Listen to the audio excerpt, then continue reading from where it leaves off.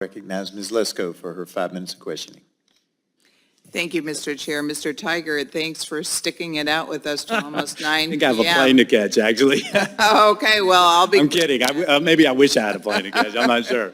Well, if Mr. Phelps would still have been here, I want to put on the record that I want to thank him for his contribution to the Arizona community. He helps ASU swim team. His foundation also helps the Phoenix Children's Hospital, children swim education. So I want to put that on the record that I'm thanking him for that.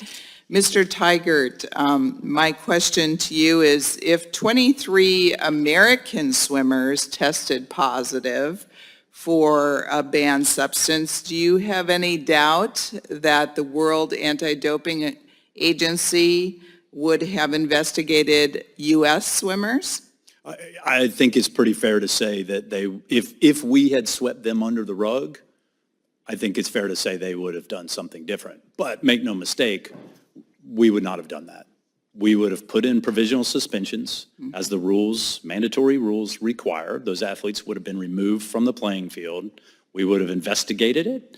And if it was legit contamination, as the rules allow for, we would have announced it, disqualified the athletes, so those other athletes would have moved up. Let's not forget about those Chinese athletes who were third and fourth to the ones that got first and second, that tested and had positive tests. Those athletes should have rightfully moved up in their event, and WADA didn't protect their rights.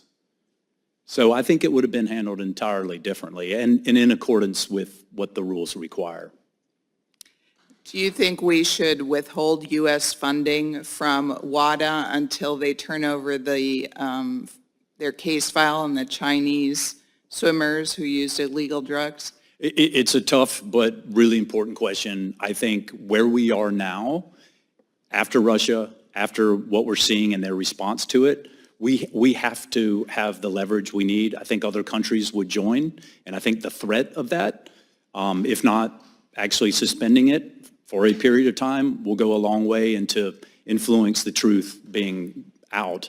And that starts with the full China dossier, as well as not allowing them to make secret backroom deals anymore, and then doing a compliance audit. I think they're all very reasonable, and I think they're all very doable, and it should be, if we're going to invest in an organization that is supposed to do the job as the global regulator, we should ensure that our money is going for a good purpose, and right now it's just simply not, and that pattern of behavior is just too much to continue to do, I think. Well, Mr. Chairman, I agree with Mr. Tigert. I think that we should withhold funding from WADA until they turn over the Chinese files and until they agree to an audit. And I hope that we can have Republican and Democrat support and talk to our appropriators about it. And with that, I yield back.